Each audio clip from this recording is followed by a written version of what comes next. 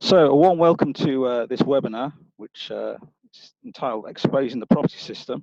And this is going to be a good 60 to 90 minutes of content around how you can build a successful six-figure property business and some of the pitfalls that you should be looking to avoid if that is what you want to do in terms of building a property business. So we're going to be going through quite a bunch of stuff, and we are going to have a Q&A at the end where you can ask questions about the content that you've seen, any other questions you may have about what our other programs are that we are going to be working through. So as I said, we're going to be taking probably about 60 to 90 minutes. So if you've got a cup of tea or coffee, do settle back in, and hope you will get a huge amount of value out of this, because I'm all about giving lots and lots and lots of content. And we are going to be going through various case studies. We're going to be going through real life stories, and I'm going to be giving you specific things that you can do in order to build a business that allows it to keep on growing with or without you being there on a day-to-day basis. Towards the end of the webinar, I'm going to be showing how people that are interested in working with us can do that. But this is more about showing you how you can actually effectively build a property business from the ground up that allows you to give up the day job and move your day-to-day activities to not necessarily being a lady or man of leisure, but giving you choice. And this is all about choice and understanding how those choices work in order to allow you to have options to decide what you want to do on a day-to-day basis. So let's get kicked off. The first thing I want to begin with is this little fella here, and really this is comes back to one of the things that I learned a long time ago when I first got started in property. And for those of you who haven't heard me before, I will be telling you a little bit about my story in just a moment. But impossible is only an opinion. And for those people that have been in the property game for some time, you'll know that there are certain things that some people say can't be done that can be done. And for those of you just getting started in property and wondering what this whole kind of big market is all about and how do you get started and what can or can't be done, and you hear some things from some people and other people contradicting them, the key thing I would like to say really is impossible is only an opinion. There is always a way to do something, but the key thing is making sure that we're doing it in a safe and ethical manner. And what I'm going to be sharing with you this afternoon is how you can actually physically build a business that does allow you to help others, but at the same time make you great returns at the same time. So what we're going to be covering today, we're going to be going through how I build and sell successful six-figure property businesses. We're going to be going behind the scenes and looking at some of those businesses, how they've worked in the past. We're going to be looking at some deals as well. We're looking at how we can work together. We're going to be covering Q&As, and also going to be talking about how you can have a private strategy consultation with me. No pressure, just a 45-minute call to go through your specific strategy and work out, is it the right strategy you're doing right now, or is there another strategy that you can do? The whole intent of creating this webinar series, this is just the first of some that we'll be doing, is really to show to people that there are other options out there when you look at property, and there are other ways in which you can build a property business. And one of the things that a lot of my, I guess, let's call them other people in the sector who are offering various training and programs and bits and pieces, is one of the things that's often missed out is the fact that buying a property is fine, but buying a property is really just an investment. When you start to actually pull together a series of different properties and start to look at those in terms of, well, actually, can I make something of this in terms of an actual property business that does allow me to build up a proper profit and loss? It allows me to employ staff to help manage that. It also allows me to have systems and processes to do that. Then yes, the answer is yes, you can do that, but only if you set it up to work that way from the very beginning. So in terms of getting started, it will be good, I think, to just kick off right at the beginning so people understand where I'm coming from in terms of when I talk about property businesses, because for a lot of people in the sector, property businesses are not talked of in a very effective manner. It's often something that is glossed over. Most people like the idea of property, but not a lot of people like the reality of property. And I, for one, don't wish to put anybody off, but at the same time, I do want to emphasize to you that buying a property is fantastic, and that's probably the most exciting part of getting into property. But once you've got that property, you do have to find tenants, you have to manage those tenants, you have to manage the maintenance of them. And even if you are outsourcing that to a letting agent, there are still a lot of responsibilities that a landlord has in order to operate that property and to take the income from it. So a lot of what we're going to talk about today is all about looking at how you can perhaps look beyond property as just an investment and look at it in terms of how you actually set up a successful property business that can, if you wish it to, give you 6 figures of income per year. So let's kick off by talking about how I got into the property business, because it's always good to understand when you're listening to somebody how they got started in order to see are there any similarities in terms of where you are right now and how does their particular story react to yours. So for me, this was really about the fact that I was in a job, and the job I had was a great job, but I was doing a lot of traveling around the world, going to the US, Mexico, the Far East at a moment's notice, and essentially not having a lot of time for myself in terms of being on call 24/7. I was working for a company at the time which was US based that had all of the Blackberries, which were the rage at the time back in the noughties, and you were permanently on. So someone was always at your beck and call, I guess, in terms of trying to get hold of you, asking you to do something no matter what the day or night was. And for me, this was very much about, well, okay, so I'm going to all these great places. I'm not really spending very much time in them. I'm just going into one hotel, out of another hotel, into an airport. And what is it that I can do in order to potentially secure a better future for me and my family? And for me, I was on a decent salary at the time with bonuses and such like. I was regularly hitting 6 figures, and I had to find a strategy that worked for me and allowed me to essentially leave the place that I was in. Here's a picture of the dreary building where I used to work over in Kettering, and really think about what are the options for me in order to essentially build my own wealth.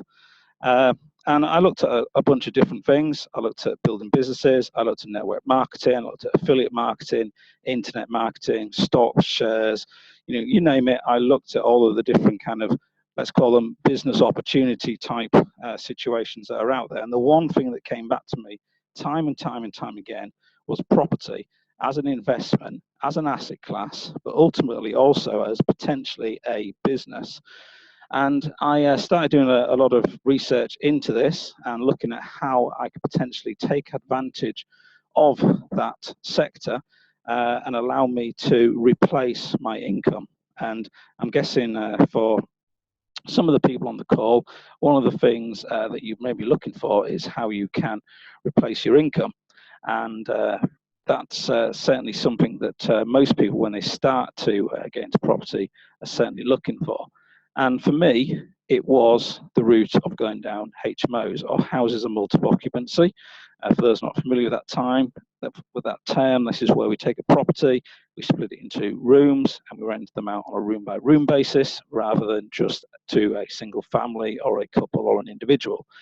And that allows us to create substantial returns versus the general rental market which we're in. So I came across a guy in Newark Airport, which I'm sure a lot of you will recognize, called Robert Kiyosaki. And his book, Rich Dad, Poor Dad, really did spur me on to look at property more seriously and look at, well, if you could acquire a property for little or no money, hold on to that property, see it appreciate over time, and at the same time have a tenant essentially pay your mortgage every month and potentially give you some income at the back of it, could that potentially be a great investment? And all of the indications to me pointed to it being a great investment. The problem was you had to get started, and this is one of the first hurdles that people come across is actually getting started is sometimes difficult. And I had a great quote from Kiyosaki, which I used to keep above my desk, and just bring the quote up. Here it is: "Bankers and tax breaks do not make real estate a great investment. You do." And that is so true, because it's great to read about what's going on. It's great to understand what's happening with the market. It's great to see experts and pundits talking about the market. But in order to make it a great investment, you've got to get involved. And this webinar is all about understanding how you as an individual can get involved and actually start building a business that generates ultimately some type of passive income for you.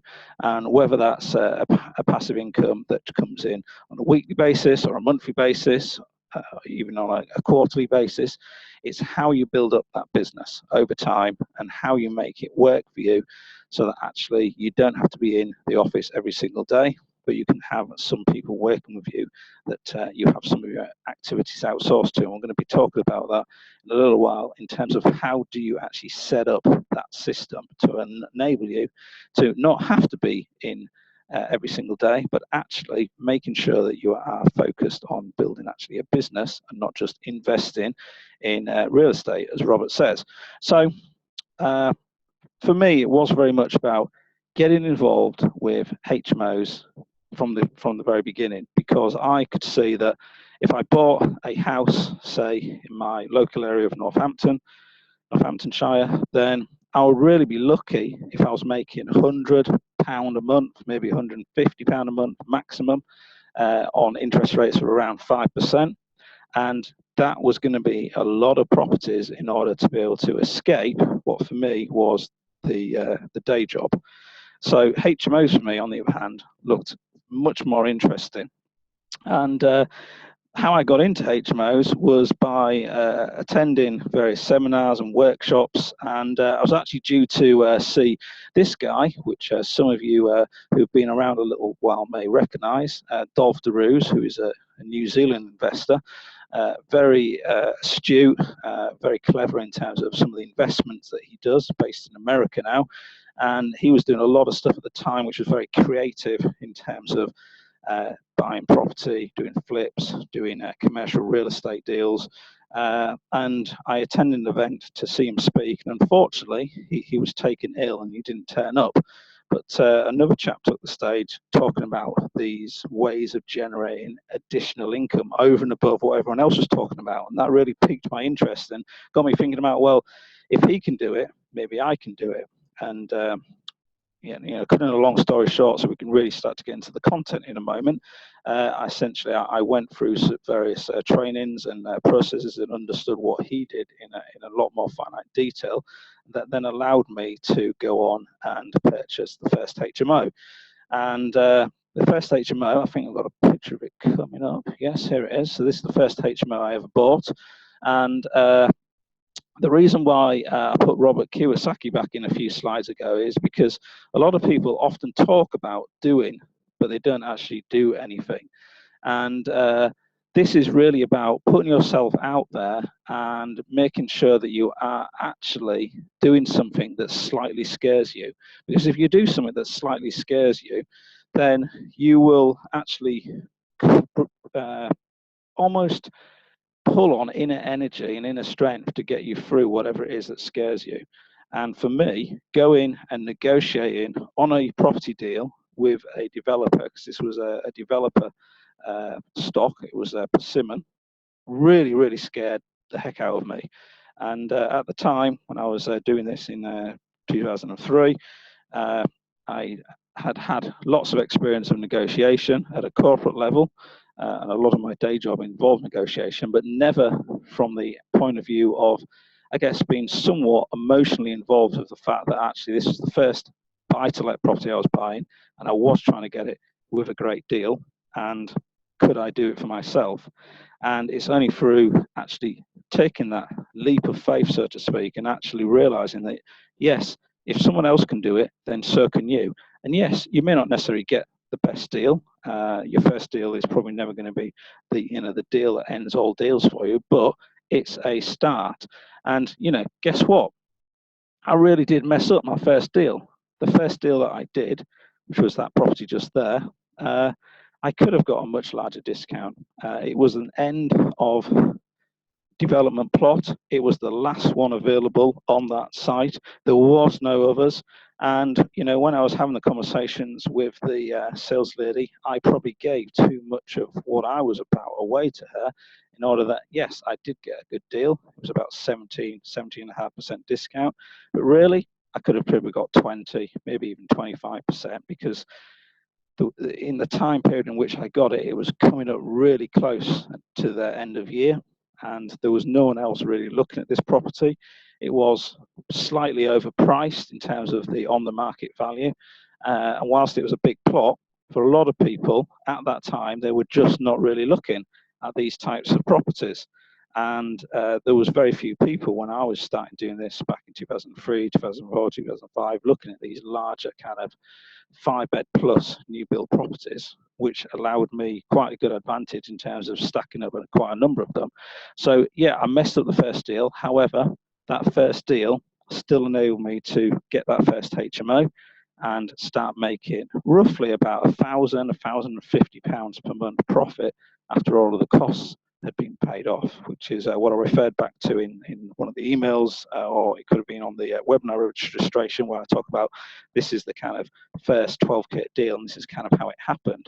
It happened through a process of understanding some training, understanding, okay, here's what I need to do in order to make it happen, and actually going out there and doing it. And a little bit later on, I'll show you the 90-day process we use in order to now acquire HMOs in any market within 90 days.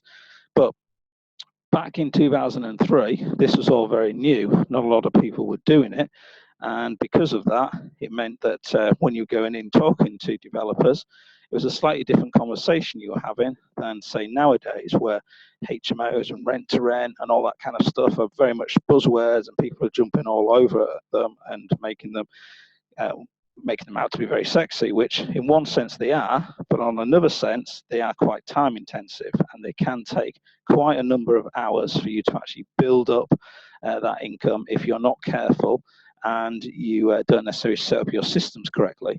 So one of the things we will be talking about in a little while is setting up systems and making sure that you do have the right system in place in order to make sure that that system works for you on a consistent basis, and not just basically get the property rented out and then wonder, right, what's next? So the first deal was slightly messed up, but at the same time, it meant that I was on the ladder, and it meant that actually I had something that I could start from and base that off and move forward on. So moving forward, then moved into starting to share my experiences with people, and this probably didn't happen for, I would say, at least four years. When I was still building up the business and making sure it actually worked and what I thought I was doing did actually work. So I probably started really presenting and talking to people and sharing experiences in probably the back end of 2006, 2007, which was when yourhmoexpert.com started for the very first time in terms of giving advice and information to people interested in HMOs. And from then, that kind of then grew into what we do today through Wealth Success Alliance, where we work with property investors and business owners very much to help them build a property business that does actually work in the long term. And all of the processes that I'm interested in terms of working with people are rinse and repeat, rinse and repeat, rinse and repeat. If you learn a process once, you can do it over and over again. And when we get into the nitty-gritty in terms of looking at specific ways in which you can set up processes, I'll show you some of the things in which we do and how you can put those into your own businesses as well. But needless to say, you know, we've been quietly educating people, as I said on the website, for many, many years, including some of the big names in the business who have been to my workshops and trainings, and more than once as well. So the education side is one thing, but building the business is another thing. And when we look at that in terms of the specificity of what we do, I'm really going to go into some of that detail now in terms of how you can do that yourself. So just a few shots before we get kicked off, just of me presenting on various stages and with various teams that I've been involved in. I was fortunate enough to be on BBC Two quite early on, which was great, and also Radio 4. And for those of you that get to your property network, I'm in there on a fairly regular basis, as well as being one of the partners of Wealth Dragons and also involved with Property Investors Network, etc. And yes, a lot of people may not be necessarily liking Mr. Trump's examples recently in terms of what he's all about in terms of the elections, but I certainly do resonate with his words here. You have to think anyway, so why not think big? There's no reason why you can think slightly bigger than everyone else, and that will then accelerate you. And it's one of the key things that we're going to talk about a little bit later on in terms of how you can conquer your local market and be the #1 player in that market. So what I'm going to talk about is the 5-stage blueprint to creating and mastering your business, because for me, it's very much about you understanding that there are 5 stages and understanding an aspect of each of those stages in order that you can implement that into your business right away. And if you've not got notepad and pen, I'd definitely recommend grabbing one now, because I'm going to give you some specific things that you can look at in terms of your own business and making sure that you are following some of these kind of guidelines and tips and hacks that I've developed over the last 12, 13 years doing this stuff. And the first one is all about commit. Now, what do I mean by commit, and why is it the first one? The reason why it's the first stage is a lot of people that want to get involved in property and like the sound of property don't actually commit to doing it. You know, you'll go to any pub probably in the land and you have a chat with someone over a beer or a wine or whatever, and they'll say that they've seen this property and it was a right deal and they could have done it up, made this amount of money, and someone else will say, oh no, it's no good doing that, you're going to lose money. And everyone has an opinion on property. The thing is, not everybody does it, and if it was easy, everyone would be doing it. The trick is to make sure that you are doing it in a way that does comply with legislation, but at the same time protecting yourself and ensuring that what you are doing is providing a great quality accommodation to tenants, so that you can actually enable yourself to ethically withdraw money from that business, knowing that you've done a great job. But it all starts with commit. And one of the best examples I can give you of commit is the next example I'm going to give you of one of the companies I was involved in back in the, well, this would have been 2009 through 2012-13, which was Millennia Property. And Millennia Property, we decided wholeheartedly when we went into that business, myself and 2 other directors, to really commit to being the very best that we could in that particular space. And that enabled us to do lots and lots of things, of which a couple I'm going to show you in a moment. Millennia Property was, to all intents and purposes, a national letting agency. We had we got up to 5 branches within 12 months. We had just over 650 units under management. We won landlord and letting awards in 2010 in the first year. And all of it started from that large building on the left-hand side, which you'll see in the pictures, which was a chance meeting from a local, let's call him landlord, a local landlord who was basically looking to get rid of this building because he had messed up big time. He had essentially had this building. It was a HMO of dubious origin, let's say. It had some slightly unique characters in, which would probably challenge the best person in the world. And he decided to remove the fire detection system in front of the fire officer and the HMO enforcement guy from the council. So needless to say, they shut him down pretty quickly, but it did enable us to, from that very small acorn of, you know, here's a property, is there anything you can do with it, building a business which enabled us to very, very quickly accelerate from 0 to 5 offices, as I said, mentioning 650 plus units. And in the first year, I think we educated about 500 other investors across the UK in terms of what we did from a HMO and lettings point of view. Now, all good things don't always necessarily end up in happiness, and that one was a business in which I had to exit through a variety of different circumstances.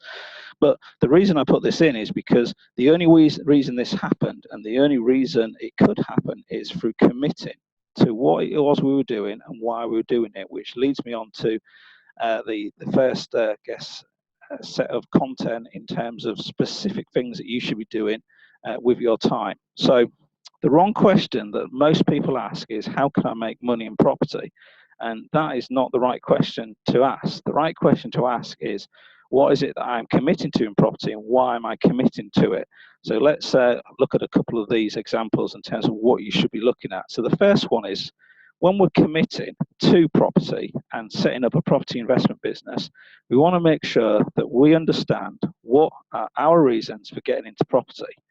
So if you're sat, wherever you may be in the UK right now, and you're thinking about getting into property, but you haven't yet, then write down a couple of the reasons for why you might want to get into property. And if you're already in property right now, and you have been for many, many years, perhaps it would be a good idea just to revisit for yourself quickly in your head, well, what are the reasons why I'm in property? Why am I actually doing this?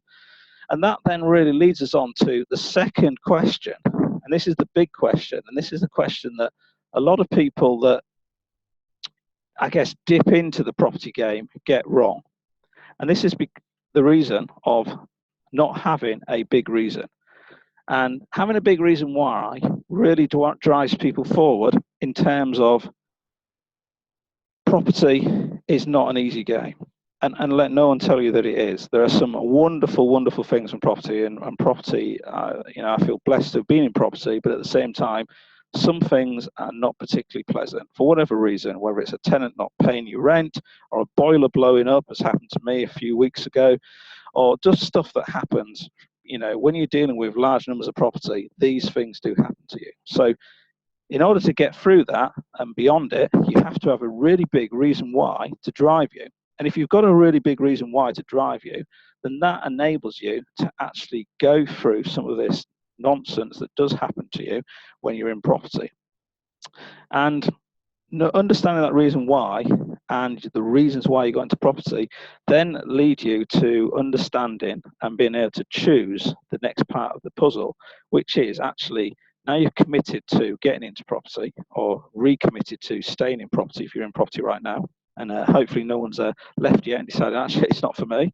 The second piece of the puzzle is, okay, which property strategy have you chosen, and why have you chosen them? And there are more than 45 plus property strategies that I go through and detail in my book, Cracking the Property Code.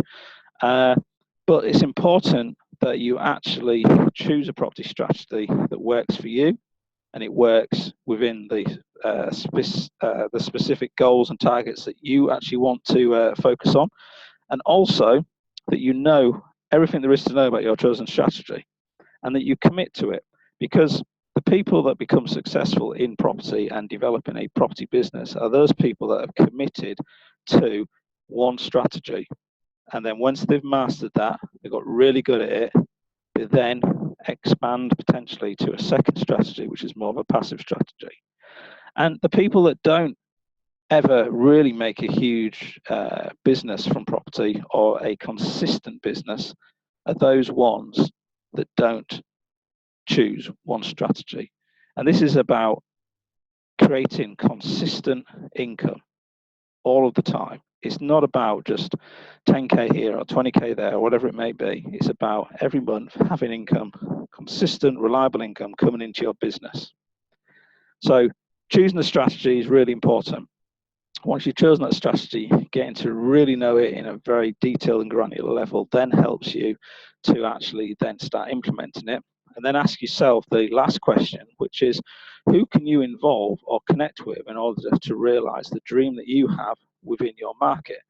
So for instance, if you're, let's say you're up in Doncaster, and you decided that you really want to get involved and do, say, property sourcing, then it would make sense for you to look out and start to connect to and involve other people in that journey who may be in different areas of the country to you. Because someone that's a sourcer, say, in, I don't know, let's say Edmonton or Croydon, is not necessarily going to be interested in anything that you're doing up in Doncaster, but they may well have very relevant stories, experience, tips and strategies that they can share with you if you reach out and start to connect to some of these people.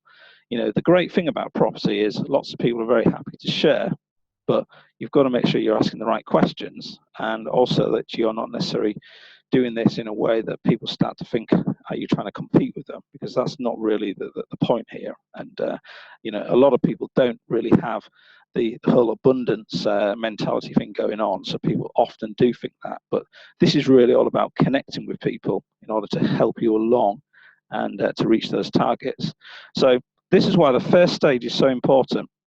Because if you go on to the other stages of the blueprint, and there are 5 stages in total, and you don't have this first stage actually bedded down, agreed, understood, and focused on, what you'll be basically doing is being some kind of, I guess, tree that can be blown around from pillar to post. You'll be very much, you know, not very good foundations, you know, if we use sand as an example, sandy foundations, and when the next shiny penny comes along, you'll be jumping on it. And I do see this right now where, you know, there are certain people out there showing how other maybe new strategies people could take advantage of and get involved in.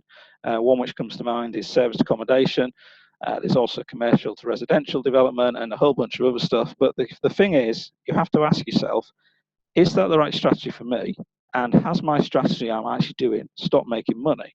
Because if it hasn't, and you can still make your strategy work, then it's really then a case of understanding, well, what is it that I need in order to make my strategy work for me? And I'm going to come back to the poll that we did just before we opened up, just to see what kind of some of the people's answers were, what you were saying in terms of what's the number one reason which is stopping you from growing a business. But they're quite interested in terms of what some of you have said, and some of them very much are what I'd expect. But the key thing is, if you've committed to, say, building a sourcing business and it's making you money, or you've committed to a refurbishment business and it's making you money, or you've committed to a HMO business and it's making you money, why deviate from that? This is all about understanding your foundations, digging in and making sure that, yeah, the market does change, but if the market is changing in a way that you're still benefiting from it, then you may have a long-term exit plan, and that's something we'll talk about a little bit later. But ultimately, in the next 5 to 10 years, is the strategy you're doing still make reasonable returns for you, and are you happy with it? And if so, why would you wish to deviate from that? You shouldn't need to. You should just focus on that strategy and making it the best that you can be, which brings us on to one of the other stages of the blueprint, which I will come on to a little bit later, which is the 5th stage, and it's all about how you basically become the number one in your marketplace. So that's commit, and if you've at least got a couple of those down in terms of big reasons why and reasons for getting into property, and maybe a couple of strategies that you're thinking about right now if you've not got into property, and if you're already in property, making sure that you've only got a couple that you're looking at, that's great.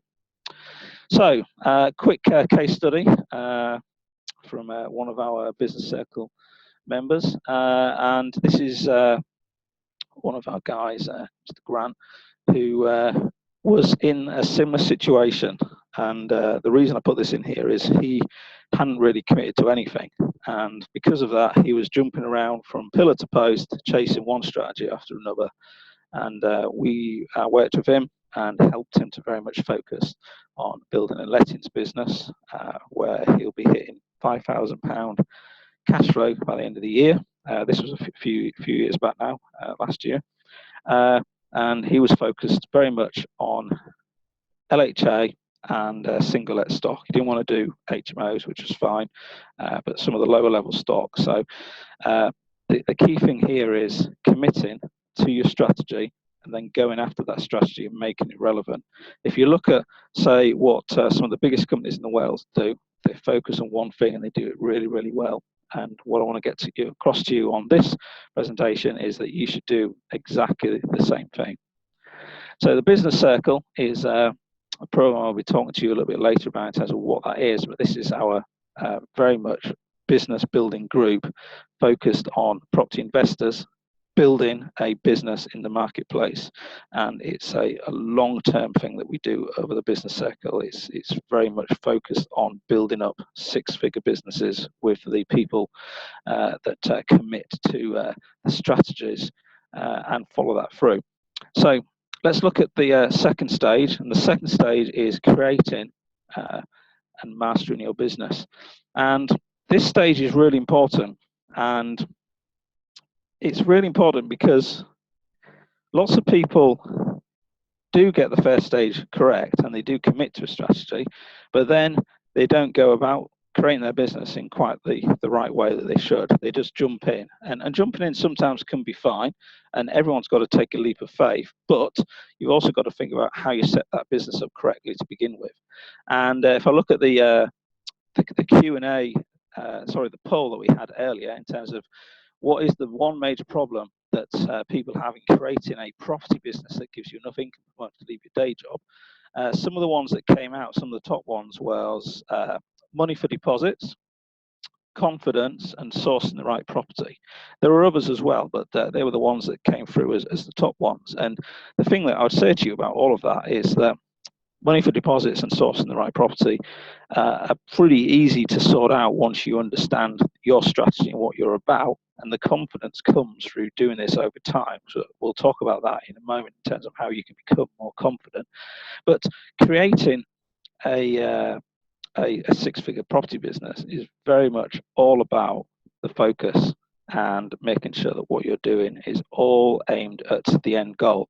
So when you're looking at creating a business, it is being disciplined, it's being highly focused, and it's making sure that actually what you're doing is creating that business in a way that doesn't trap you. And a lot of people create businesses in a way that trap them, and thus because of that, they're unable to get out of the business.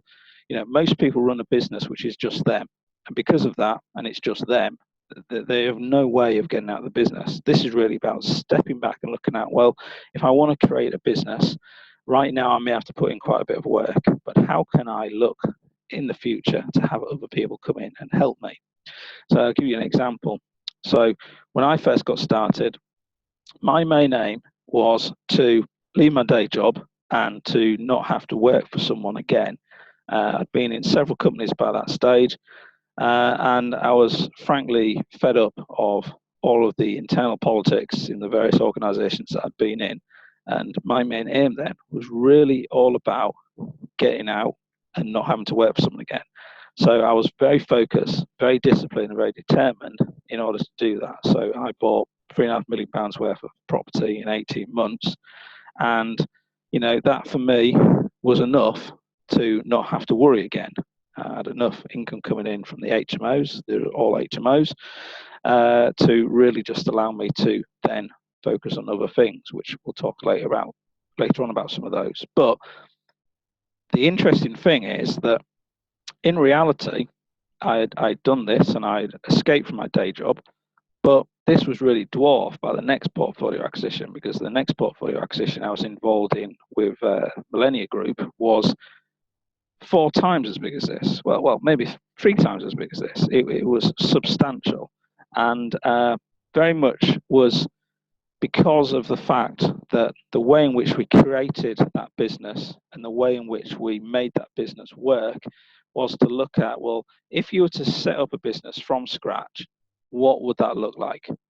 And if you were to then look at, okay, if I was to take best practice and then implement that into a business, what would that then look like? And that then enabled me to focus on creating the Millennia brand. So I was very much from an operations and marketing perspective leading that. And here's a few of the things that you should be thinking about. So when we're creating our business, we want to be looking at creating a business that can outlast you. And when I say outlast you, I'm thinking about this from the point of view of legacy and looking at, okay, you may have children, and you know we live in a very uncertain world. and no one really knows what will happen when they grow up, but certainly having something that's solid that potentially could help them in the future, whether they're directly involved or not, does give a certain different impetus to people than just creating a lifestyle kind of business that really just enables them to do their lifestyle and nothing else. So one of the things to really very much look at is how do you create a business that outlasts you, and how do you do that in a way that allows you to carry on making the money at the same time, but it does allow you to then move on and look at the next steps of the jigsaw, which is, okay, if I'm going to create a business that outlasts myself, what organization do I need to put in place in order that that supports my lifestyle, but at the same time, it is from an organizational point of view supporting me, okay? And the support is very much from an organization perspective, thinking about some of those things that you need in order to allow you to do what you'd like to do. So if you're very much about, spending the ski season in the Alps because you love skiing or snowboarding, then the type of organization you'd set up for that kind of business would be very different to someone who actually loves working, only wants to take a few weeks off of the summer, and really it's just about focus, focus, focus. The organizations are very different, but they have to be able to support the lifestyle that you want. And you then have to think about, well, if you start with the end in mind, you've got to put the groundwork in first. And this comes back to the first stage in terms of when we're committing to a strategy, it's really important that we commit to that, and then we think about what is the end result. And this is one of the things that we do very successfully with our business circle members, is right at the beginning of the process, get them to think about what is the actual end goal that we want out of this, rather than say going on yet another course, another program, and not really knowing what the end outcome is. This is all about understanding what the end is first, and then putting the groundwork in to make sure it happens. The fourth question you want to ask yourself is, who do you know that can connect you to the right network? So depending on what strategy you undertake will depend on what kind of network you want to be in, but often they do overlap. But clearly, if you are very much focused on, say, sourcing high-end properties, say in London, say $1 million+ properties, which wouldn't be that difficult to do actually in London, then the type of network you'd want to be connecting in with would be very different from someone that was, say, running a lettings business up in Newcastle that was focused on, say, the LHA and the single-let market. It'd be very, very different. So you've got to think about, when you're creating your business, who do you know that can connect you to those networks in order to basically accelerate your business quickly. You want to think about what's the best plan to follow to ensure that you overachieve and that you hit your targets consistently. So there are good plans and bad plans. And when you are putting in place the creation of your business, you very much want to be looking at, well, what is the best plan that I can put in place in order to make sure that I am hitting targets consistently. And for some of you, it may be quite easy to do. For others, you may need some help with, and that's part of one of the reasons I think why Business Circle works pretty well, because we do spend that time really getting to understand what is the plan, and is there a better plan, and is that plan the right plan, because sometimes it isn't. Now, the other thing I think to kind of finish off with just in this section is why the preferred company structure is beneficial. And clearly right now we've seen a lot of change with companies versus individuals in the last 12 months. And with the way that it exists right now in 2016 with the Chancellor's remit in terms of the property market, it would certainly appear that some kind of company structure is more beneficial than going down an individual route over time. Obviously, we don't really know what's going to happen in terms of judicial reviews and changes in policy, etc.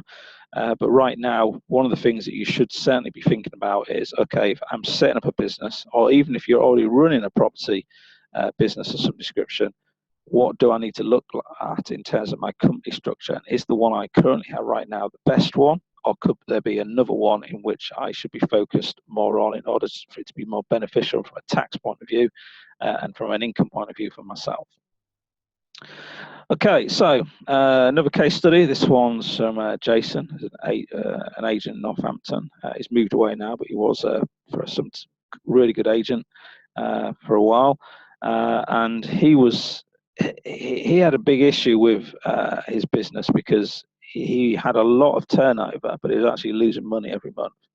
And I worked with him to help turn that around. So he was losing £800 a month, and we turned around to making £3,000 per month in less than 6 months.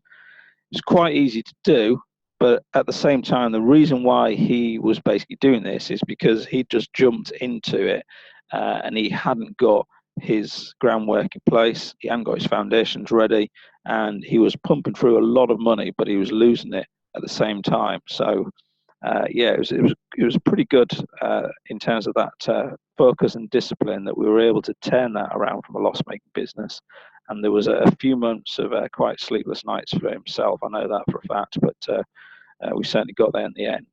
And again, this is very much looking at, you can be in business and you can be losing money, and that's really not a good business to be in, but some businesses can be rescued. His was one of the ones that could be. There are other businesses where you can't, and then you've just got to think, well, do I walk away, and what do I do with it? So that's Jason. And a lot of this is about getting, as I said earlier in the day, consistent, regular returns from your property investments, so that you are actually getting income coming through every month. So let's move on and look at the third stage, which is very much about cultivate. And this is very much about building up relationships. And with any kind of business, there are relationships that need to be built up in order to allow those to flourish and grow. And sometimes those roots really take time. When I consider some of the houses I've bought in the past, some of the houses have taken a little while to come through. We're not talking about just moving in and then basically, okay, ready to go, and now we can buy the property. It doesn't always work that way, okay? And when we look at actually developing over time a business and creating that, it's very important to ensure that we are actually developing relationships with our clients over time, in order to make sure that we are helping them and also understanding where they're coming from. So a few of the people that I've worked with and developed relationships over the last 10 or 15 years here on here, all of whom are bona-fide, down-to-earth people who know quite a lot about property and business, and do know what they're doing, and certainly do actually walk the walk as well as talk the talk. They are doing what they say they do, and this is being built up over a long period of time. It isn't just really something that you can just jump into a network and start to access people straight away. You have to develop these relationships over time. You have to expend energy on them. You have to work with them in order to develop these further. But it shows you that you're able to actually develop this over time if you do cultivate those relationships and you grow with them. So if we look at some ideas that you could put in place, one of the things I would certainly suggest people consider is, when you are focused on your strategy, do be very specific about who it is you're looking for. It's really easy just to go out and say, well, I want tenants, or I want landlords, or I want properties. But you've got to be more specific than that. You've got to be really focused. And once you then start to understand that, you can then get a little bit more clever and also smarter in terms of your marketing and your sales funnels, in terms of how you're then wanting to work with people. So you can think about things such as, how do you best target people? How can you qualify them to make sure they are actually the right people? If you're renting out to, say, professional tenants, and you've got someone turning up and they don't have a job, and they maybe don't have a guarantor, then you need to think of ways in which you can qualify and ask those questions in a subtle way. Maybe asking people, have you got a job, you could ask that, but you could ask it in a more, I guess, less confrontational way. So you could say something around the fact of, so where you're working, where you're working, and be slightly less confrontational about it. Where do they already hang out? So the places where tenants actually hang out right now, and what kind of areas of the spectrum will that allow you to access. So if people are, say, aimed at student market, clearly the places where students hang out are going to be very different to, say, professionals. Sometimes there'll be a mix, but often it's very much, there are specific student pubs, student venues that they go to. And thus, if you're doing specific marketing and focusing on those people, you need to understand those hangouts in order to be able to better market to them.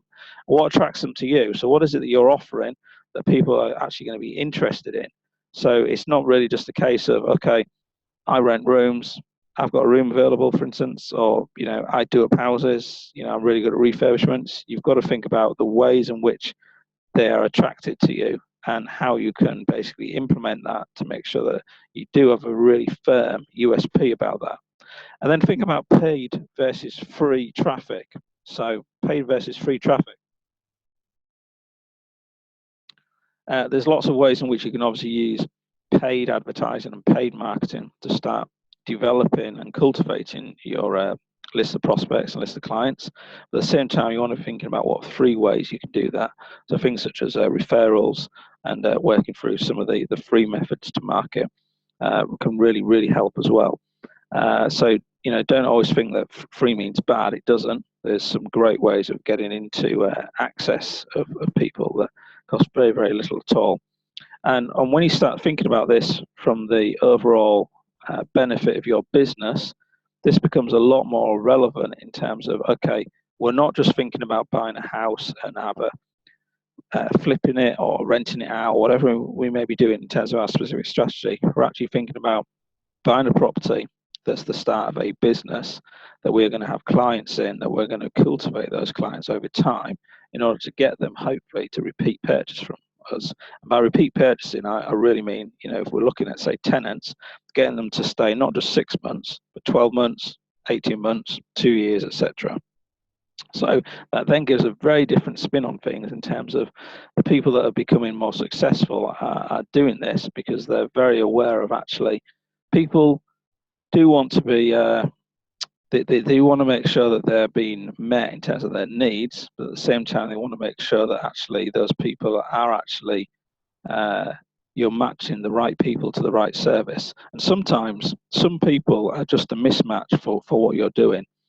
You may be offering something that actually they're not suitable for. And you can only find this out really through trial and error, but it is something that does sometimes occur. So, quick few case studies just of some deals. So this is a Northampton deal, 185 on the market. Bit higher than normal in terms of buying price. Reason why is it's a 4-bedroom HMO with a 1-bedroom kind of duplex flat. Rents out at $17.75 a month with bills of $953, which gives you great cash flow of $822. And this one was actually purchased as a lease option. So this was done for £1. And one of the things I said earlier about focus and strategy is being very focused on one specific strategy. And the reason why we took this property on and many others through lease options was because of the fact that it was all in line with our strategy, which was to acquire and hold on to HMO properties. So sometimes you have to think outside of maybe the specific strategy and think about the ways in which you can hold property. So a HMO, to me, for instance, you can buy it outright, you can rent it through a rent-to-rent structure, you can do a lease option on it. There's a few different things you can do in order to hold on to and acquire that HMO, and don't just be focused on, okay, if I'm doing HMOs, I've got to buy them all. You may not need to. So do think about that from the point of view of developing your business. Second case study. So this is one of our clients. This is a property we purchased for him last year. This was on the market for 142. It was in a bit of a state, I have to say, when he bought it. We probably spent about 32K doing this up. Put in an ensuite. You'll see one of the ensuites up there in the top left. That was actually put in. So there's 2 ensuites put into this property. It's got 2 bathrooms as well. It's a 6-bed, 4-story HMO. rent is £26.40 a month with bills of 600, and the mortgage is 737. The reason why the mortgage is so high, for those of you that may have seen that and thought, oh, that's a little bit high. So the mortgage, the reason why it's so high is this is done through commercial finance, and commercial finance, I'm not really going to get into the nitty-gritties of it today, but suffice to say that in certain areas of the country, it is possible to purchase a property, add huge value to it, and by huge value I mean not just a few doors and a fire alarm, but actually refurbishing fully throughout the property, and then having the property valued on a commercial basis, which allows you to basically pull out some of the money that you put into the refurbishment. It means you are more highly leveraged, but it does mean that you can recycle your cash a little bit more effectively. So that's why the mortgage is a little bit higher on this one than it would normally be for a buying price of 142. But the great thing about this is cash flow, £1,302 a month, which is from a 6-bed HMO in Northampton. So it's great deal. And final one, this is actually one of my properties. Had this for some years now, 280,000. So again, a little bit higher than some of the ones that we've seen. This is 6 sharers, rents. It's between 2,330 and 2,500, depending on what we have in the building in terms of different people, and whether we have couples or not. Bills of 1,332 with cash flow of 997. So again, it's a pretty reasonable, pretty solid cash flow, and these properties, these kind of properties are rent all day long, providing that you have the appropriate quality in place, and you obviously have the appropriate marketing and the appropriate systems, which we're going to come into in just a moment. So a couple of reasons why people fail in property and don't really always get what they want it to. And this is, often people will set New Year's resolutions, and they'll set a goal, and they'll say, well, I want £1 million worth of property, or I want this and this, and they don't get there. And there's 3 main reasons for it. I just want to really quickly highlight them to you. So the first one is, I don't have the time. Well, this one is kind of, in some sense, an excuse from the point of view of everyone has the same amount of time in a day. The trick is how do you actually spend that time, and what are you focused on? So when you say that you don't have the time, this is really because you've chosen to do something else. So I don't have the time is really saying, actually, I don't have the time to do that, but I do have the time to do something else. And it is certainly possible to build a property business giving you 6 figures plus a year.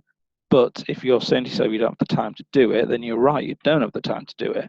But it may just make you think in terms of, well, are there things I'm doing right now where actually I'm avoiding something, and I could actually have the time if I focused on it more?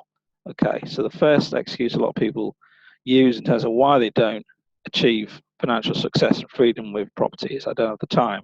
The second one is, I don't have the money. Now, I guess this one is, it can go one of 2 ways, I guess.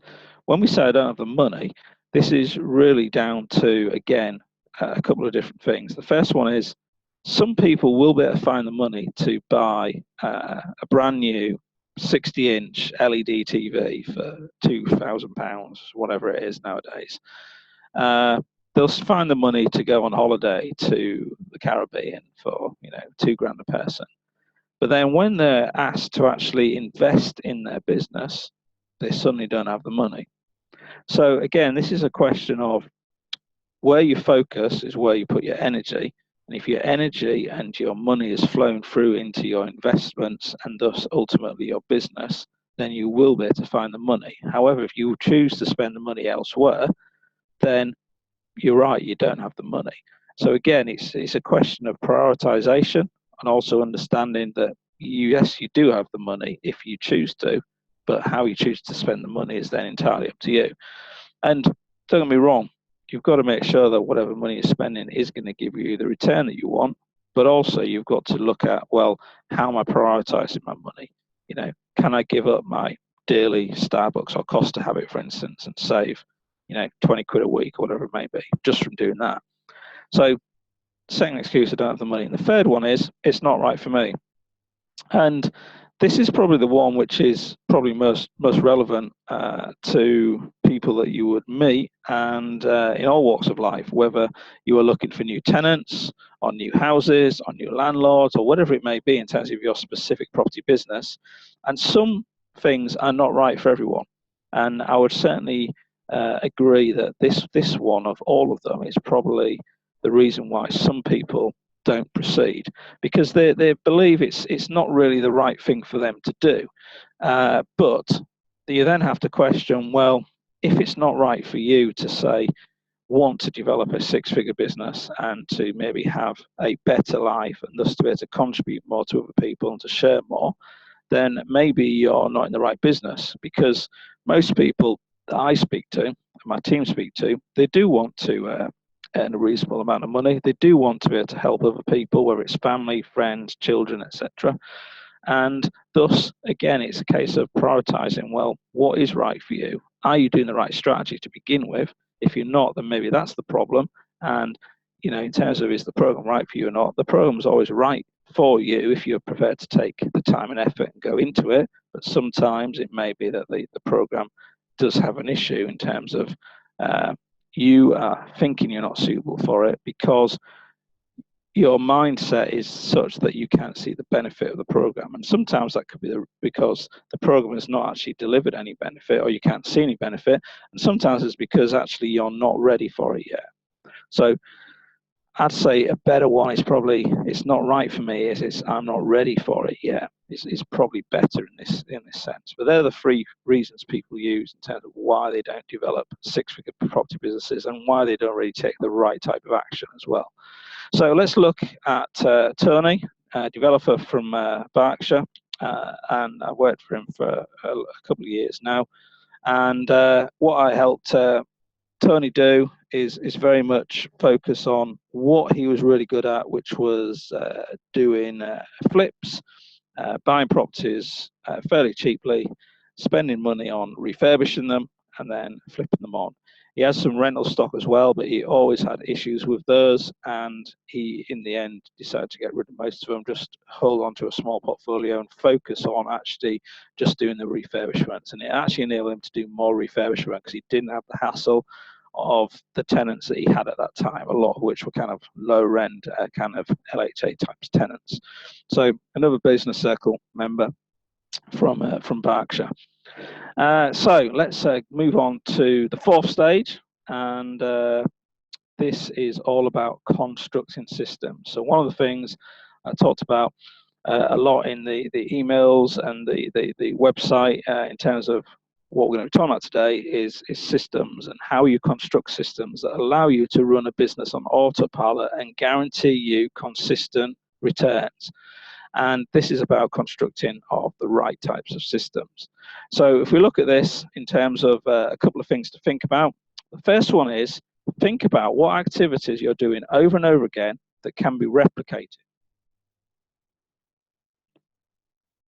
Now, what I mean by this is a lot of us are doing things on a consistent manner that we can potentially replicate. So whether you're looking for tenants, you are chasing tenants for rent, you are sourcing properties, you are sending out letters, you're doing ASTs, a lot of these things you can replicate. So the starting point is really to make a list of those activities and think about, well, which ones of these can I actually replicate and not have to do over and over again? What templates can I set up? Which processes can I start to use so I don't have to do this over and over again? And then you have to think about, how do you then build a business that doesn't have you in it? Because if you're building a business that's got you in it, then at some point you're going to come up to a quandary in terms of how do you pull yourself out of the business. And for some that's easier than others, but the only way of doing it from the beginning is to know what your organizational chart is ultimately going to be like, And then how do you then set it up so that you're not actually directly involved? And this could take some time. It may not be 12 months, it may not be 2 years, it could be 5 years. Let's not think that this can be done overnight. It can't always be done overnight, but do think about that in terms of how you build a business that doesn't have you in it ultimately. What indicators should you be using to run your business? So what you measure is what you can then look at and adjust and actually make changes to. If you don't measure it, then there's nothing you can do to run your business. And it's really key to make sure that you have specific statistics you're looking at on a regular basis in order to make sure that you are focused on making the difference, and also if things are not going the way that you wish them to make adjustments in order to make those actually work for you, because it could be that there's certain statistics and trends that come through because of the fact that you have indicators in your business. Who are the right people to run your business, and what functions should they be placed? Sometimes people are in a business but they're in the wrong position, and this is a tricky one, and you can only do this through really good hiring processes, but also understanding values and ethics and understanding the type of profiling that someone is to begin with. Really gives you a good sense of the function that they should be placed in. And sometimes you may have someone they're a great person, but they're not performing in the right role, and you then need to look at, well, maybe if we change the role slightly and ask them to do this, ask them to do that, they could actually perform a lot better. So again, something to think about. And then the final question is, why is it so important to have an operations manual? So an operations manual really is your piece de resistance in terms of an actual manual that you can use to run your business. And the operations manual is very much about enabling you to run your business and enabling other people to run your business for you. And this is created from a set of checklists, processes, systems, flowcharts, etc., to build this up over time. So this isn't something that you just get. You can't just turn up and there's an operations manual there. Although one of the things that we do work with on Business Circle is giving you one of our operations manuals. But for most people, it's a case of building it up over time. It's adding to it as and when you need to add to it. So you have got something that enables you to go on holiday if you wish to, knowing that you can have some other people run the business in the meantime. So construct of systems, really, really key in terms of building up this business over time, making sure that the business is actually developed in a way that doesn't mean that you've got to be in there every day working on the business.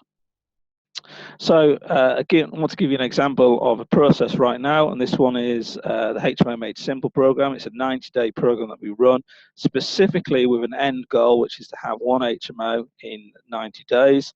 And it follows a very specific, fine-tuned flowchart and process.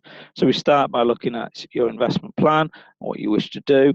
Now, the exit strategy on this one is, further down the line, but the end result is that we want to get you to one property in 90 days. So then we look at, well, okay, first of all, we need to source a property. We then need to project plan the rest of the purchase, from the finance, refurbishment, tenanting, management of the property, etc.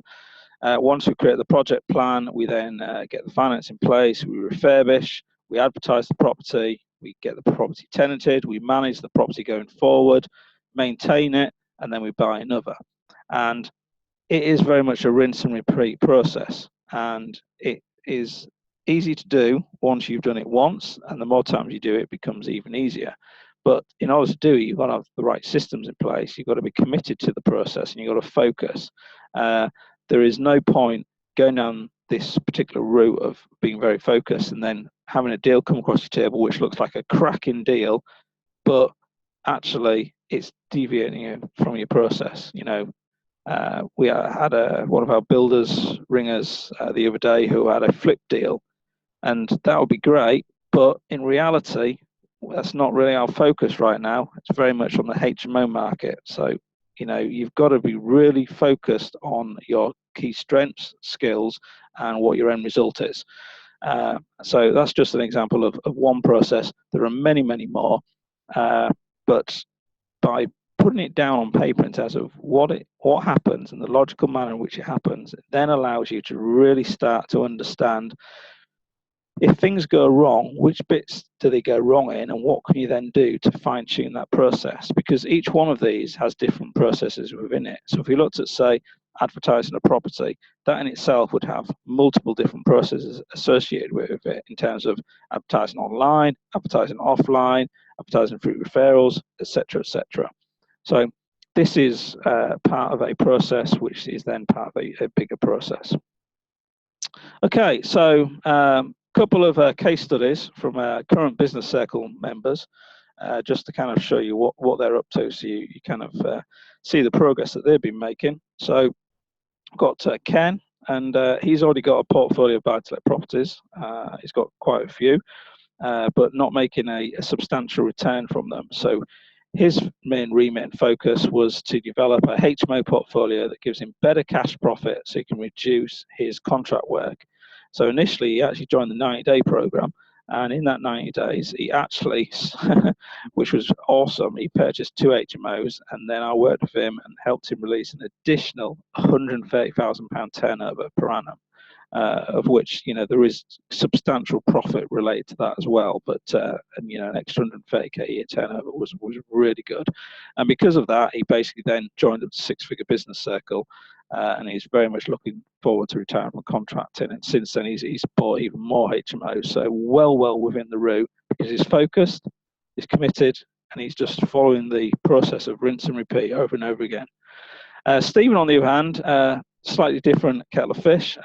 Stephen has a luxury car business and also a London portfolio, and Stephen is very much from the kind of trader mentality. He is very much a hustler, and I love him for that. But it means that he's quite unfocused. So he used to buy any deal that came across his desk. So I very much worked with him, got him focused, got him looking at drawing down a specific area in a specific town, and choosing specific strategies that work for him. And then right now he's got a 6 to 8 bed, we're not entirely sure how big it's going to be right now, commercial to residential conversion underway. And he's also, through just being in the process of the business circle, become much more highly disciplined. He's freed up loads and loads of time. He's actively delegating more to his team, so he's got more free time, and he's now more focused on his area, and he's starting to get new deals come through that he just wouldn't have had before because he was all over the place. So just a couple of examples from some of our current business circle members I'm working with right now. Okay, so final stage I want to touch on is very much about conquer.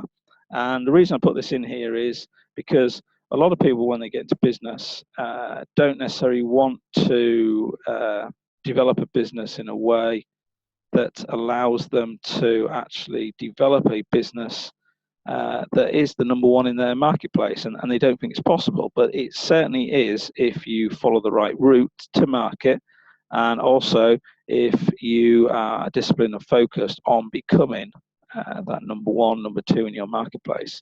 So let's have a quick look. Harish was a guy that is very big in Stevenage, and I worked with him on a kind of conquer strategy.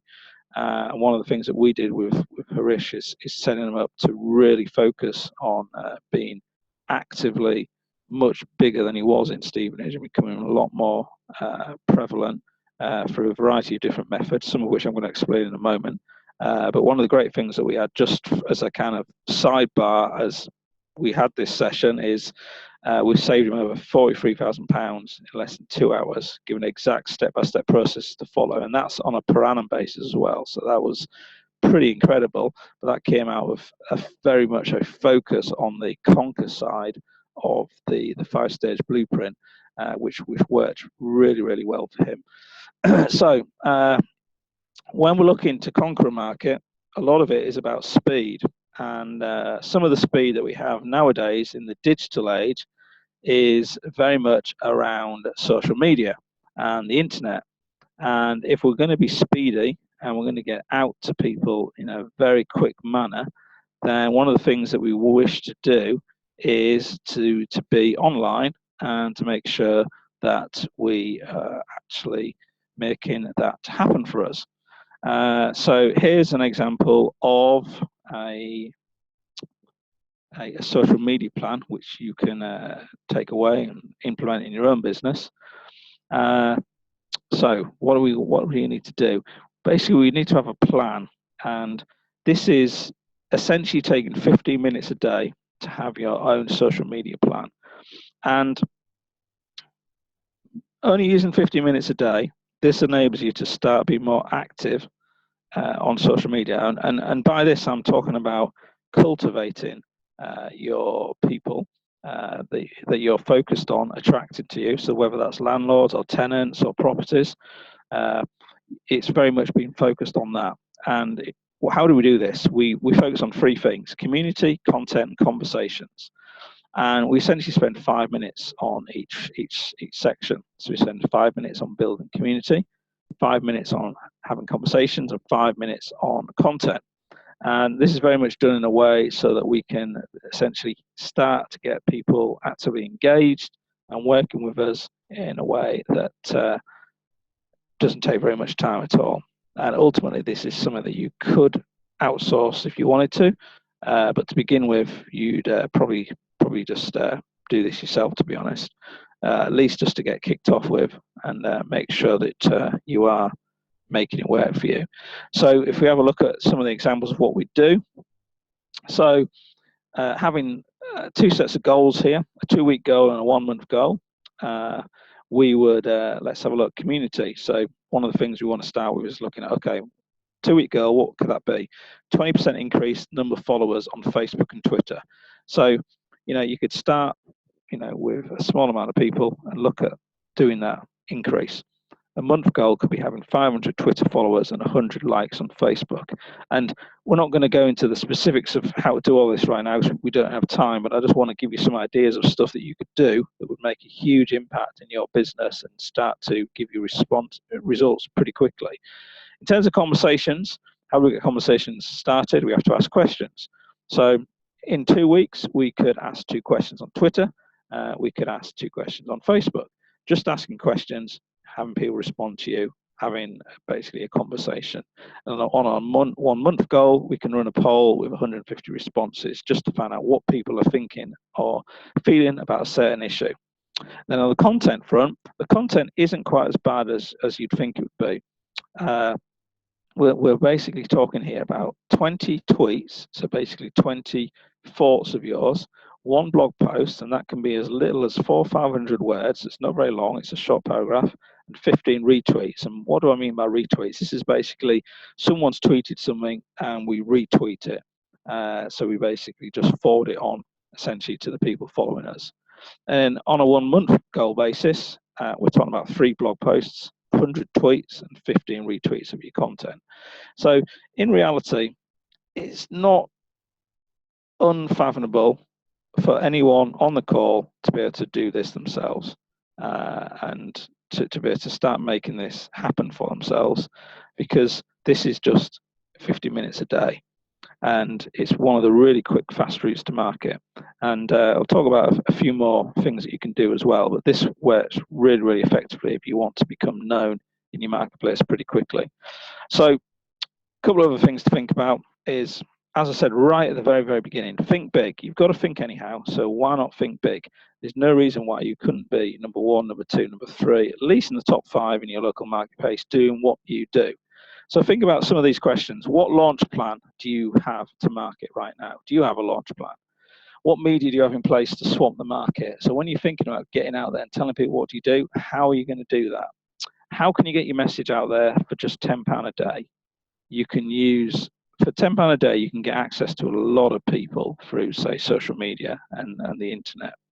Is all your media congruent and tied together? And by that I mean, if you say advertising something on social media, but your website says something else, that it all has to work together. Whatever you're saying on social media, you have to have on your website. It has to be the same on Twitter, etc. And then finally, are your goals linked and matched to media and KPIs?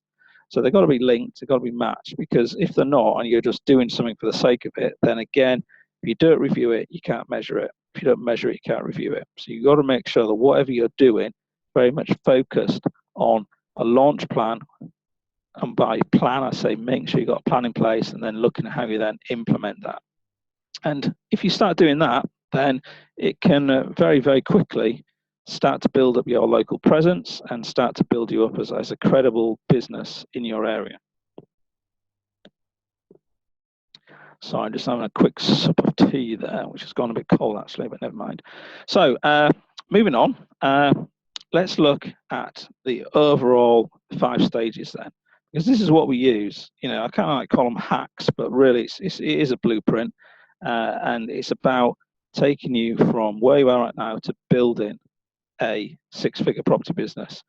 And why 6 figures? Really, because for most people, saying let's build £1 million business is a little bit, they think it's out of their reach. Easy enough to get £1 million of debt. That's really easy. Having £1 million in terms of equity, a little bit more difficult. So 6 figures in terms of an income puts you in the top 1% of wealth in the country, and that really puts you in a strong position. And the way in which we do this by working with clients is these 5 stages: committing to a reason why and a life purpose, and then strategy, creating an outstanding business, cultivating your clients, constructing systems and processes that allow you to automate key outputs, and then conquering your local market through a very focused launch plan and media, essentially swamp. So those 5 areas really help you to focus on building a business that really does work for you. And I think this is why the 6-figure business circle is really successful, because we follow this to the letter, and we very much focus on doing this every month, every week, every day. However, when we look at this in terms of the overall plan, one of the things I said right at the beginning is I wanted to talk about how we can work together for people that this may be relevant to. And I don't want to take up too much of everyone's time, because I'm aware that we are running over a little bit. But I just want to finish off by telling you a little bit about how we can work together, and then I'm going to open up for some Q&A so people can ask questions, and we'll get all those questions answered that you may have. So 6-figure business circle, how does it work? Basically, it's a getting it done program. This is a very small group of people. It's 10 to 12 businesses maximum, and it is very much a bespoke, individually led program that I lead and curate, but I'm also in there with you, helping to make sure that you get done what you've committed to getting done, and that we, at the end of the process, have an actual output that we're all happy and pleased and proud about. Because the worst thing for me is working with someone that for whatever reason just doesn't get anything done, because I can't help them if they don't get anything done. So this is very much about getting it done. So how does it work? We have 6 monthly workshops. We meet in the Midlands in a red 4-star luxury hotel. What is that? It's a 5-star hotel that doesn't have a swimming pool. That's basically what it is. And what do? We go through on a month-by-month basis the strategic plan for your business, your plan in terms of what you're doing. We learn and master your chosen property strategies in detail. We learn new business building strategies. We get problem solved through hot seat coaching, and we support you on that journey. And that is a live, once a month meet, where we get together and we spend the day together. Very small, intimate group, 10 to 12 businesses. You also get access to our private Sixers forum as well. And the whole thing about this is, and I cannot emphasize this enough, this is about building a property business. If you want to go and buy, say, 20 houses, that's fine, go and buy 20 houses. But if you want to build a business, then come and see me and we'll talk, because this is about building a business for the longer term. It's not just about buying houses. That's just a route to market. We get together on a groundwork call, and we'll also do a business review. The groundwork call is one of the key things about this whole process. We get together, that's me and you, on a phone for 9 minutes, working out the right goals and targets for you that are achievable for the program. So they'll be stretched, but they won't be so crazy that you can't achieve it. So if someone comes to me with no properties and said, I want £1 million in 6 months, to be fair, it's going to be really tricky to do. If someone comes to me with no property and say, well, really, I want to be earning £2,500 to £3,000 a month cash flow by the end of the 6 months, that is definitely doable. And then from 2,500 to 3,000, we can then go on to 5 to 6 to 10, etc., etc. We also spend half a day together going through your business plan. Very few people work on business plans, and the people that don't work on business plans have nothing to show someone when you want to go out for finance. And one of the things that people said right at the beginning was sometimes we find it difficult to find deposit funds for finance. A great way of getting deposit funds for finance is using joint venture partners, and that is why we spend a lot of time on the business plan, which is a living, breathing document to enable you to basically raise finance. So we spend some time together on that, going through it, making sure that it is the best it can be in order to raise finance from joint venture partners, because that's a great way to market of using other people's money in order to develop your business. We have 6 months worth of accountability calls. So this is where you and I, it's not anyone else that does it, it's me. I do it on the phone with you for 30 minutes typically, and we go through an issue that's blocking your progress and solve it. So some of the things I've done recently is I've spent some time with one of my business circle members going through a particular thorny issue we had with one council over some HMO regs and what was allowed and what wasn't allowed. We ironed that out. I spent some time with one of our business circle members on a commercial to residential conversion, where we've gone through the floor plans and the layouts and the room size and make sure we've got all that ready. I spent some time in the last week with another business circle member talking about joint venture finance and how we can raise £100,000 to do one particular project, which is pretty much nearly done. So this is about basically getting any issue that's blocking you out of the way, done and dusted once a month. Value of 1782. Operations manual. You get access to an ops manual. So earlier on I said that ops manuals is something that you can build over time. You basically get access to my original ops manual, which is about a 65 page document. And this is when I was managing my own portfolio. And you can just copy and paste. So you can use our marketing systems, process flow, management systems, etc. All of that basically you can just put into your business. And I probably spent a good 2 years developing this, so a lot of blood, sweat, and tears has gone into this. So I would easily conservatively value this at least £2,000 if you go and buy one off the market, because the operations manuals can only come for experience, time, and dedication. And if you want to just go ahead of the pack, circumvent that, and basically jump in quickly, just grab hold of the one that we've got. It's a lot easier to do. Power team. Everybody talks about their power team. The guys that I work with, I would say are expert practitioners. And by that, they're people that really know what they're doing and get things done that no other people seem to be able to do. So this is built up over the last 20 years in both property and business. So I have different contacts depending on different areas that we're focused on. But this is anything from financiers to lawyers, tax advisors, sourcers, builders, fire safety furnishers, etc. It's everybody you'd ever need. And certainly the feedback from the business circle guys is that some of the stuff that my guys can get done for them, no one else can do for them, and particularly on the finance side, because it's really difficult to get finance right now if you're not using the right broker. And that can make the whole difference between you getting a deal and not getting a deal. Did you even know that even swapping brokers can basically go against you just because of different information that different brokers are putting in? So it's really critical to be aware of this information and use the right power team. And then we have the 6-figure retreat, and this is really where we get away from it all. We go somewhere nice in Europe, a bit of sun, and with live workshops with special expert speakers that bring in on advanced business topics. And then we have hot seats and group exercises from your informal board of directors. All accommodation and meals included, you just need to get there. So it's normally a cheap EasyJet Ryanair flight. It's at least £2,000 worth of value that we do on the 6-figure retreat. And this is about working on your business. So even though 6-figure business circle guys are really committed and focused, this is a chance to get people away from that day-to-day kind of, I guess, work and make sure they are focused on building the business, working on it, not working in it. So essentially the 6-figure business circle is a getting it done program. And it's unique in the marketplace because this is about building a property business. This isn't about mentoring per se for property, although that does come into it. It's not about how many deals to buy next month.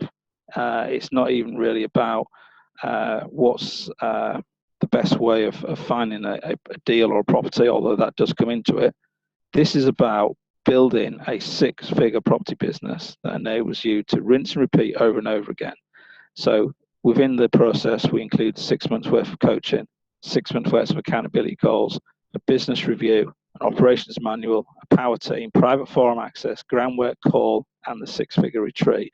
And the reason why we do this in 6 months, just in case people are wondering, is because within 6 months, we're really able to see how quickly people can progress. And by month 2 to 3, people go into the flow of deals, and that's when they start getting deals through.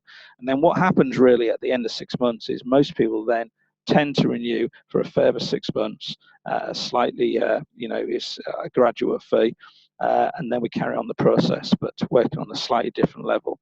So this can happen for anybody if they want to take action and actually make this happen for themselves. So the guarantee is you work with me for 6 months, and if you follow my instructions, but you don't achieve the goals that we jointly decided together during the groundwork call, then I carry on working with you until you do. So basically, there are no risks really here. Provided that you're committed, you're focused, you're disciplined, and you want to take action, then you will achieve the goals that we've agreed together that you're going to achieve during that 6 months process. The only thing that can stop yourself is yourself, essentially. So very clear to me in terms of how this works, because we've done it with many students, and we're carrying on to do it with many students. But for those people who are thinking, well, is there a catch? There's no catch.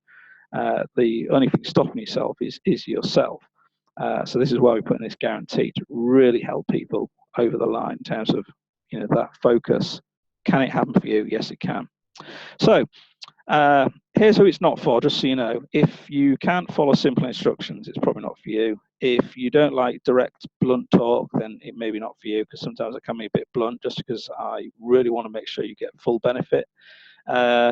If you're someone that thinks you know it all already, then you don't. I don't know it all. I'm still learning stuff today. I'm spending time and money over the next 2 weeks going and learning new stuff for myself that I can then apply in my business. So it's definitely not for those kind of people. And if you're not going to take any action, again, it's not really for you. This is about taking action, and it is about moving forward and making sure that you are actually focused on the bigger picture, which is developing that overall larger six-figure business portfolio business that enables you to then start to have some options for yourself. So generally, if I'm working with people one-on-one over that kind of time period, it would be substantially expensive, 16,000 plus VAT. But the six-figure business program is just 6,997, which can be paid in 2 ways. It can be paid as a deposit of £2,997 and 3 lots of 1,500, and it can be paid as one payment of 6,997. So obviously, for people that are paying full, it's slightly discounted, and you get a better deal. But this, again, as I said, isn't for everybody, because some people are not really going to be suitable for this program. And I would rather not take people than just take anybody that wants to pay money, because I am very much about making sure that people on the program, A, do gel together, and B, do take action. Because if you don't take action, there's just no point. I'd rather not take anybody's investment into the program and allow them to go and do their stuff, get themselves set up, and then come back later and say, yeah, just come on the program now. I'm not about that. This is about making sure that you're the right person for the program. So if you're interested, and this has piqued your curiosity at all, and you're thinking, well, that could work for me, how can you join? It's really simple. To join, you need to go through an application process.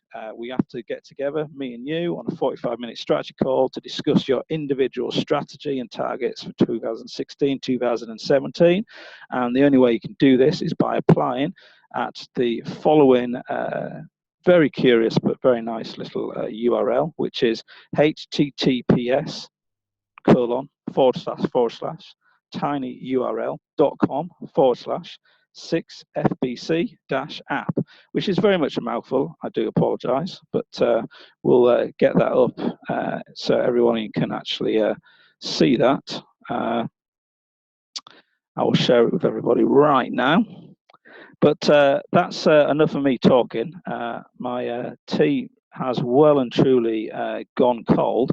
So what I like to do is just open it up for questions for anyone that's got any questions. And you'll notice that there's a little Q&A up on your top of your screen where you can put in a question. And I'm happy to answer any questions anybody's got. So if you want to go to the Q&A and you have a question to ask, please do. I've just put the URL, send that through to on the chat to everybody, so you've got a copy of that. And as I say, we don't take hundreds of people on this. This is literally 10 to 12 businesses. That's the kind of optimum level for us. Any more than that, and the process doesn't really work. We can go smaller than 10, but generally, 10's a good, reasonable number. So this isn't open to everybody, but certainly if you are interested, then do go and fill out your application right now. It probably won't take you more than about 4 or 5 minutes to fill out your application, and then we can get on a strategy call. So Q&A, anyone got any questions that they want to ask? If you put that into the Q&A bar, and I will answer the questions that come through. So we've got a question from Donald about do you work with beginners with a full-time job and a small portfolio of buy-to-let properties? Absolutely. We've had people on the program before who have had a full-time job. One guy I had about 18 months ago used to commute an hour and a half every day. In fact, it might have been an hour and a half each way, and he was on the program and he did tremendously well. The key thing I'd say to you, Donald, is you've got to be focused and disciplined. This does mean giving up a few things for the 6-month period.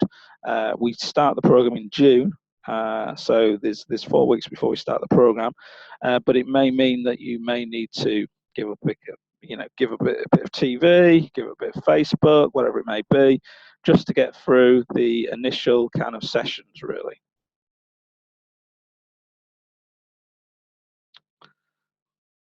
So Maureen asked, do you work with people who have a job but with bad credit and able to get mortgage invested properties?